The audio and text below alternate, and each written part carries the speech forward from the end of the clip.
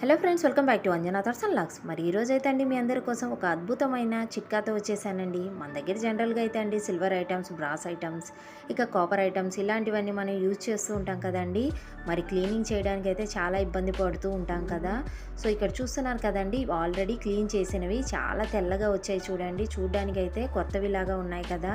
So ముందైతే అండి ఇవి ఇలా లేవు, ఎందుకంటే నేను ఏ cleaning powder, silver cleaning powders ఉంటాయి కదండి, అవి ఏ పౌడర్ యూజ్ చేసి ట్రై చేసినా ఈ కుంకుమ బరణలు కానీ, డిజైన్లో ఉన్న గంధపు గిన్నెలు కానీ ఇవన్నీ అండి క్లీన్ చేసేటప్పుడు పైన అయితే క్లీన్ అయిపోతూ ఉంటాయండి. కానీ ఆ డిజైన్లో ఉన్న మట్టి మాత్రము అస్సలు పోకుండా అలానే ఉండిపోయేది.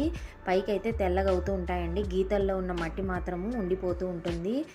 చాలా బాగా రుద్దుదామని ట్రై చేస్తేనేమో మనకి చేతులవి కట్ అవుతూ ఉంటాయి. మరి ఇవన్నీ లేకుండా రీసెంట్గా అయితే అండి సులువైన చిట్కా అనేది ఒకటి చూశానండి. నేనైతే ట్రై చేశాను, చాలా చక్కగా రిజల్ట్ అనేది వచ్చిందండి. కానీ అప్పుడైతే అండి నేను వీడియో తీయాలనుకోలేదు. కానీ క్లీన్ చేశాక తెల్లగా అవ్వాక ఈ రిజల్ట్ చూసి నేను కూడా షాక్ అయ్యి మీ అందరితో కూడా ఈ చిట్కా అనేది షేర్ చేసుకోవాలనుకుంటున్నానండి. ఎందుకంటే నాలాంటి తెలియని వాళ్ళు కొంతమంది ఉంటారని అనుకుంటున్నాను. వాళ్ళ కోసం అయితే అండి ఈ చిట్కా ఉపయోగపడుతుందని మీ అందరికీ వీడియో అయితే షేర్ చేస్తున్నానండి. అందుకే ఈరోజు మరొకసారి ఇంకొక సిల్వర్ ఐటమ్స్ డైరెక్ట్గా నేను క్లీన్ చేసి మీకు చూపిస్తాను.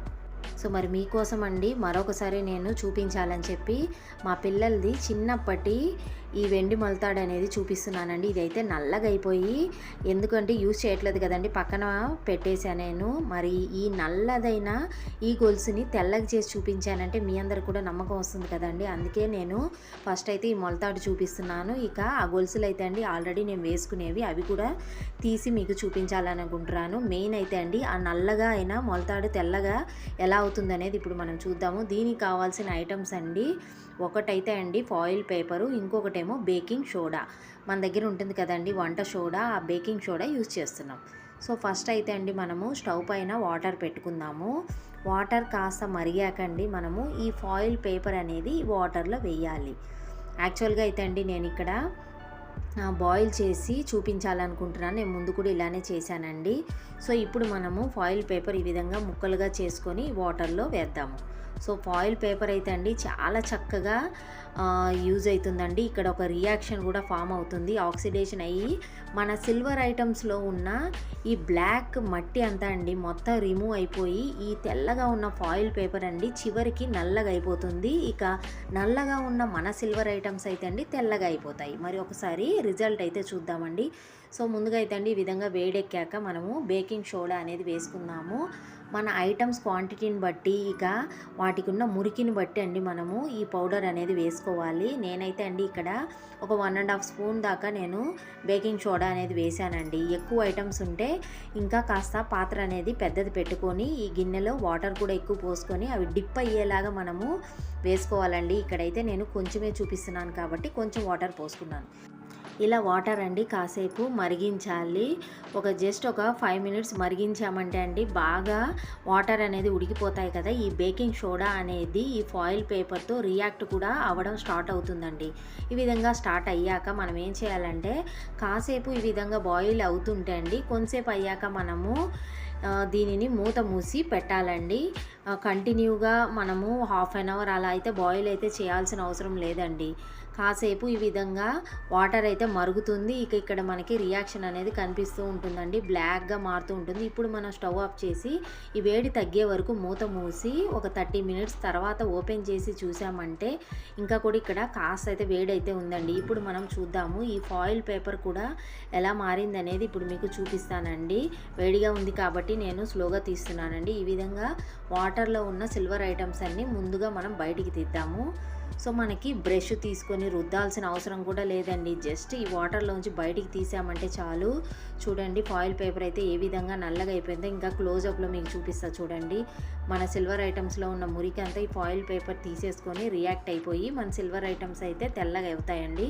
ఇప్పుడు ముందుగా మనం ఏం చేద్దామంటే ఈ వాటర్లో తీసిన ఈ ఐటమ్స్ మీద మంచి వాటర్ పోసి ముందు కడుగుదామండి. ఫస్ట్ ఒక రౌండ్ అయితే కడుగుదాము.